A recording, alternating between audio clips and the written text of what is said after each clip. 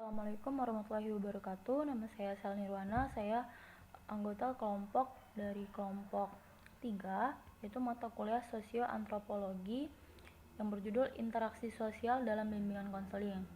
Nah, untuk yang pertama, apa sih bimbingan sosial? Yaitu bidang pelayanan yang membantu peserta didik dalam memahami dan menilai serta mengembangkan kemampuan hubungan sosial yang sehat dan efektif dengan teman sebaya, anggota keluarga, dan warga lingkungan sosial yang lebih luas. Bidang ini bertujuan membantu peserta didik memahami diri kaitannya dengan interaksi dirinya dengan lingkungan dan etika yang didasari dengan budi pekerti luhur dan tanggung jawab sosial. Kemudian ada layanan orientasi, yaitu objek-objek pengembangan hubungan sosial seperti kegiatan gotong royong. Layanan informasi, yaitu informasi tentang potensi, kemampuan, dan kondisi hubungan sosial seperti pemahaman terhadap orang lain dan hubungan antar remaja. Kemudian ada layanan penempatan atau penyaluran. Penempatan dan penyaluran untuk pengembangan kemampuan pribadi sosial, belajar, dan karir dapat dilakukan melalui penempatan di dalam kelas, seperti berkenaan dengan tempat duduk atau pada kelompok belajar, diskusi, dan magang. Kemudian layanan penguasaan konten, kompetensi dan kebiasaan dalam kehidupan sosial seperti cara berbicara dengan orang atau dengan teman sebaya, bagaimana berbicara dengan orang yang lebih tua dan anggota keluarga. Kemudian layanan bimbingan dan konseling perorangan. Materi yang dibahas dalam layanan bimbingan dan konseling perorangan tidak dapat ditetapkan terlebih dahulu, melainkan akan diungkapkan oleh klien ketika layanan dilaksanakan. Layanan bimbingan kelompok, yaitu topik tentang kemampuan dan kondisi hubungan sosial seperti hubungan muda-mudi dan suasana hubungan di sekolah, seperti antar siswa, guru dan siswa, antar personil. Assalamualaikum warahmatullahi wabarakatuh. Nama saya Putri Intan, NPM 17110044.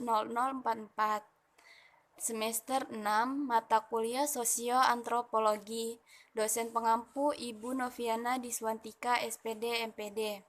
Baiklah, di sini saya akan melanjutkan paparan dari Saudari Sela Nirwana, yaitu pengertian interaksi sosial. Menurut Mariati dan Suryawati 2003, interaksi sosial adalah kontak atau hubungan timbal balik atau interstimulasi dan respon antar individu, antar kelompok atau antar individu dan kelompok. Maka, interaksi sosial adalah hubungan antara dua orang atau lebih, baik antara individu dengan kelompok yang saling berinteraksi dan saling berpengaruh satu sama lain. Selanjutnya, ada faktor-faktor yang mempengaruhi interaksi sosial. Yang pertama, sugesti, yaitu proses pemberian pandangan atau pengaruh kepada orang lain dengan cara tertentu sehingga pandangan atau pengaruh tersebut diikuti tanpa berpikir panjang. Contoh, seorang remaja putus sekolah akan dengan mudah ikut-ikutan terlibat kenakalan remaja tanpa memikirkan akibatnya kelak. Yang kedua, imitasi, yaitu pembentukan nilai melalui dengan meniru cara-cara orang lain. Contoh, seorang anak seringkali meniru kebiasaan-kebiasaan orang tuanya. Yang ketiga, identifikasi, yaitu menirukan dirinya menjadi sama dengan orang yang ditirunya. Contoh, seorang anak laki-laki yang begitu dekat dan akrab dengan ayahnya suka mengidentifikasikan dirinya menjadi sama dengan ayahnya. Yang keempat, ada simpati, yaitu perasaan tertarik yang timbul dalam diri seseorang yang membuatnya merasa seolah-olah berada dalam keadaan orang lain. Contoh, mengucapkan ulang tahun pada hari ulang tahun merupakan wujud simpati pada seseorang. Yang kelima, empati, yaitu rasa haru ketika seseorang melihat orang lain mengalami sesuatu yang menarik perhatian. Empati merupakan kelanjutan rasa simpati yang berupa perbuatan nyata untuk mewujudkan rasa simpatinya. Contohnya, apabila kita melihat seseorang yang kecelakaan, kita berempati untuk ikut membantu korban kecelakaan tersebut. Baiklah, itulah hasil paparan dari saya. Wassalamualaikum warahmatullahi wabarakatuh. Baiklah, saya Agnes Oktaveronika akan melanjutkan paparan selanjutnya, yaitu syarat-syarat terjadinya interaksi sosial. Ada dua, satu kontak sosial dan kedua ada komunikasi. Kontak sosial adalah aksi kelompok atau individu yang diwujudkan dalam bentuk isyarat dan mempunyai makna untuk penerima dan pelaku. Penerima akan membalas aksi dan reaksi. Kontak dapat dibedakan berdasarkan tingkat hubungan, bentuk sifat, dan cara. Yang pertama berdasarkan cara. Kontak langsung terjadi dari sentuhan fisik seperti bahasa isyarat, tersenyum, dan berbicara.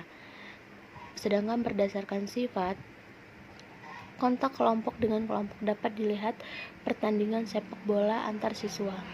Terakhir, kontak antara individu dengan kelompok dapat dilihat saat guru dengan melatih murid sehingga murid mengikuti yang sama dengan guru mereka. Selanjutnya yaitu berdasarkan bentuk.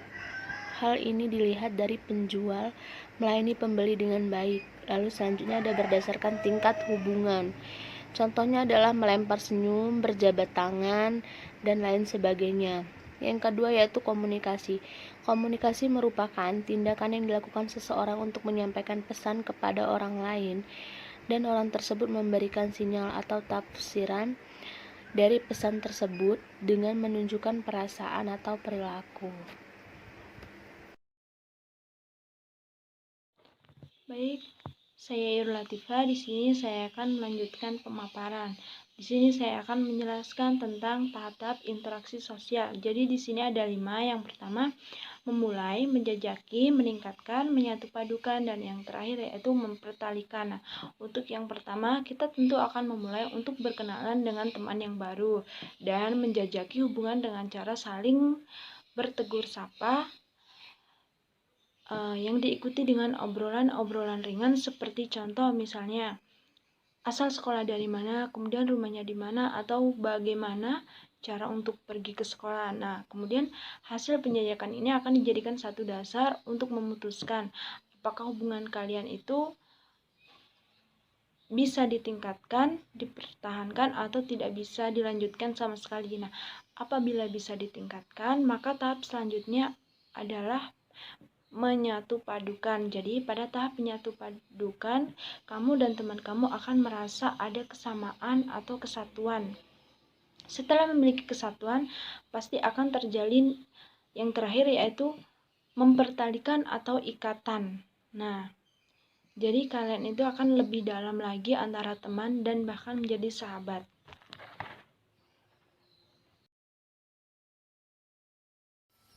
Assalamualaikum warahmatullahi wabarakatuh. Saya Agung Pradoto. Saya akan melanjutkan presentasi kawan saya. Yang F yaitu bentuk-bentuk interaksi sosial. Ada satu asosiatif, adalah interaksi sosial bersifat asosiatif akan mengarahkan pada bentuk penyatuan interaksi sosial ini terdiri atas beberapa berikut. Yang pertama, kerjasama terbentuk karena masyarakat menyadari bahwa mereka mempunyai kepentingan yang sama sehingga sepakat untuk bekerja sama dalam mencapai tujuan bersama. Yang kedua, akomodasi. Akomodasi merupakan suatu proses penyesuaian antara individu dengan individu, dengan kelompok atau kelompok dengan kelompok guna mengurangi, mencegah atau mengatasi ketegangan dan kekacauan. Dalam proses akomodasi dibentuk menjadi satu coercion, yaitu bentuk akomodasi yang proses ini dilaksanakan karena adanya paksaan, contohnya perbudakan.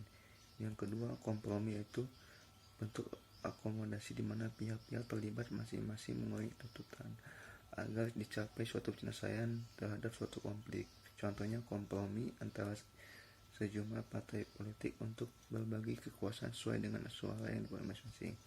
Yang ketiga itu mediasi, yaitu cara menyelesaikan konflik dengan jalan meminta bantuan pihak ketiga yang netral. Contohnya seorang ayah melerai anaknya yang sedang berkelahi. Yang keempat, arbitration, yaitu cara mencapai kompromis dengan cara meminta bantuan pada pihak ketiga yang dipilih oleh kedua belah pihak atau oleh badan yang berkedudukan lebih dari pihak-pihak yang bertikai. Contohnya konflik antara buruh dan pengusaha dan suatu suatu bantuan dan penyelesaian perburuan dipangkas sebagai pihak ketiga. Yang kelima, adjudication atau peradilan, yaitu suatu bentuk penyelesaian konflik melalui pengadilan. Contohnya pembelian tanah atau rumah tetapi mempunyai masalah. Yang keenam, stalemate, yaitu suatu keadaan di mana pihak-pihak yang bertentangan memiliki kekuatan yang seimbang dan melakukan pertentangan di suatu titik. Contohnya kejadian senjata antara kedua pihak yang ada di konflik. Yang ketujuh, toleransi, yaitu suatu komunikasi tanpa adanya persetujuan. Contohnya saling menghormati atau satu ras dengan ras yang lain. Yang kedelapan, conciliation, yaitu untuk mempertemukan keinginan kedua belah pihak yang berselisih. Contohnya pertemuan beberapa partai politik dalam lembaga legislatif untuk duduk bersama menyelesaikan perbedaan. Asimilasi adalah proses yang ditandai adanya usaha mengurangi perbedaan yang terdapat di antara beberapa orang atau kelompok dalam masyarakat. Usaha menyamakan sikap, mental, dan tindakan demi mencapai tujuan bersama. Ke-10, proses sosial yang timbul. Akulturasi.